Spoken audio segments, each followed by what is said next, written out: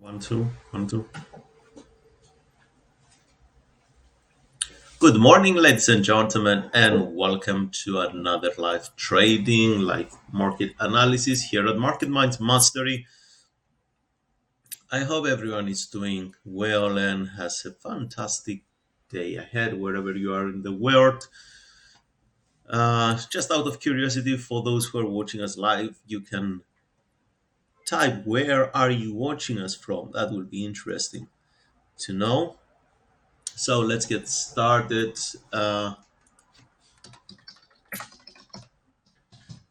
Here where is the live chat for those who don't know on trading view and on YouTube, of course.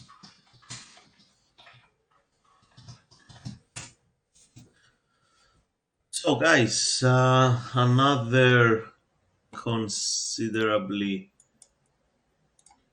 bullish day yesterday for the Australian dollar. We marked that this intraday resistance could potentially stop the move. We said at least temporarily we can see some sort of consolidation here, and at the end that's what we saw the price tapped in this area and stopped. That's the daily chart. Let's go down to the 4-hour chart. It stopped with a nice bearish engulfing candle. At this point here, we don't know if the buyers from here they're going to push the price lower, and that's why, guys, I say it all the time. Understand the room of opportunity to make money in the move and how to capitalize. So fairly bullish on the Australian dollar again, at the least on this 4-hour chart, to see if we're gonna retest this resistance, or if we're gonna break and move all the way to the previous day's high. Like on the daily now, we have this new reference, and that's the previous day's high, and hopefully price it's gonna continue moving upwards. So we continue for to look for some bullish opportunities.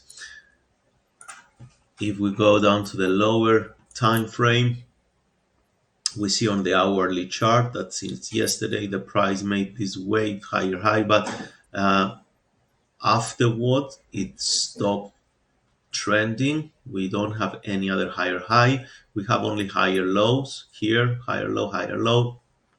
We lack the higher highs. So try, when you draw your trend lines, do not cut between the prices. That's not fair, because if the price traded at its lowest point, it means there is a value there. All right, so that's the upward trend line. Maybe this is going to end up as an as a kind of triangle, symmetrical triangle from this point of view. Let's see. So still bullish on this one. Now pound against the US dollar. Also the pound stopped at the most recent high. Now if it's going to continue higher, the next high is this one here, the one I point on the chart, this one here. So if the price managed to move higher, keep that as your reference. Okay, yesterday, let's bring up the calendar for a second so you also be aware of the major news events, especially if you are new here. So here's our calendar, and what do we see? That yesterday the Bank of England kept the rates unchanged, although there were some members that they voted for rate high, some members they voted for unchanged rates. But nevertheless, this is an old event anymore. We focus on today, where is the non-farm payroll, and the markets will be focusing here. Okay, so after this event occur, and we're going to see the outcome, the actual. then the markets will get their direction. For now, the markets, they're gonna likely drift sideways. So keep that in mind. Um, Guys, any inquiry for currency pair? Hello, Nick. How are you doing, my friend? Thanks for the comment. So next one is on the list. It's the euro against the US dollar. Yesterday, the market respect this bullish rejection at the lower areas at support, and it moved higher, although it retraced considerably good amount of this move. So what we expect today, we expect the non-farm payroll. Simple as that. Okay. Based on the big picture, we're going to be looking for some short-term momentum to the upside, but beside that, the markets are not very clear. We will be anticipating the non-farm payroll event. Good morning, Rumen. Good morning, my friend. Similar on the Kiwi. On the Kiwi, though, bullish engulfing right at support, it may get more attractive, this pair, to go to the lower time frames like 15-minute charts, 5-minute charts, and try to pick up uh, some moves to the upside, of course, after a correction occurred. Next one, USD Canadian dollar.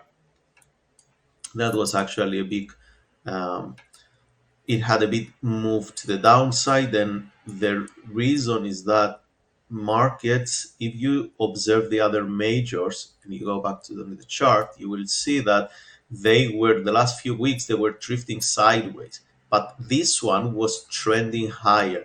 So once it reached the resistance I point here long time ago, and it got rejected, we expect it to have considerably uh, bigger move to the downside, and maybe first target here, second target there, and if it's going to be for a swing trading all the way to the monthly support. But beside that, if we're going to be looking for shorts on this one, and that's more clear than the rest, in my opinion, in my analysis, actually, not in my opinion, because here I um, I present you the markets based as a technical analyst, not as what I think it's going to happen or what I believe it's going to happen, based on facts, based on indicators, based on price move, and so on. But again, we'll be waiting for the non-farm payroll in order to judge the move. Because also, guys, on the same time, the Bank of Canada will report the unemployment, not the Bank of Canada, the Canadian government will report the unemployment rate as well in this pair, in this day. So this pair, it's going to be very sensitive. Any differential of the outcome on behalf of the US dollar based on the NFP, and take in consideration any weakness on the Canadian dollar based on the fundamental forecast, we can see maybe different picture here. USD weekly chart, daily chart, price is at this, let's say, a resistance, and didn't move that much to the downside. So it exposed some weakness on the Swiss franc. Again, I'm not interested to do anything with that. USD I really like the fact that price stopped at this area of support, because after it printed yesterday, I was looking for this hammer, okay, but it didn't go anywhere. Then Then at the New York session, this bullish engulfing, it kept price a bit higher above this resistance, so it connected support. Let's see what's going to happen here. Maybe at this point we will see the price as it traded below the low of the previous candle to close above the high of the previous candle, forming another bullish engulfing, and then I will be looking to take this trade if it's going to end up like this and try to capitalize on the move to the upside. Pound JPY, let's check the daily chart. It's not something that I'm interested here. Market is sideways and keep ending with candles, the one within the other. The body is the one within the other. Same as the euro, Japanese yen. They don't have that clarity here. So on the gold, guys, any currency pairs you want to see further analysis, please type them there because we are about to end this session. We're going to talk about the gold, WTI, and German 40. I usually talk about German 40 in this webinar because it's in this live because it's the London Open 30 minutes, so it's more the German 14 is more sensitive on the moves rather than the Nasdaq and the S&P 500 and Dow Jones. On the daily chart, on the gold, we have an inside candle yesterday, so indecision. So sellers, they didn't to control really at this point. And what can we expect really? I want to see price to go away from this sideways move before I take any trades to the upside. Okay. Oh, sorry guys, something. Yep. Next one on the list, WTI. On the daily chart, market stayed as it falls, make pretty much equal low here, and then it closed above the support. So let's see what's going to happen. Very in directionless, in my opinion. So I'm not interested with anything has to do with this one.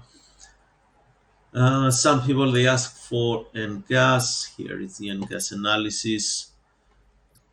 Last week also it was a nice bullish engulfing, and this week starting from Monday, the price gap to the downside, and then it created this bullish engulfing to the upside, and it's been 3 days. It's the third day that the market is still trading within this bullish engulfing. The 4-hour chart is the lowest I go usually on the commodities. I don't try to go lower than that because then it's a matter of spreads, it's a matter of price action, reliability, and all this stuff. Still bullish on this one. And last one, German 40. Here it's the next resistance if you want to mark it on your chart. It's around 15,293, 15,921. Okay, depends, 15,290. Again, more bullish than bearish bias on this one on the 4-hour chart. It's been since Thursday, and the market really is trading to the upside without any retracement on the 4-hour chart. That's very bullish.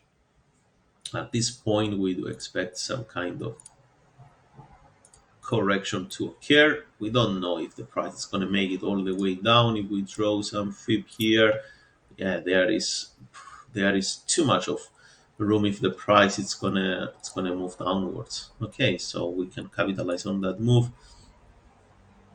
Let's see what's gonna happen with the London Open in about 45 minutes from now.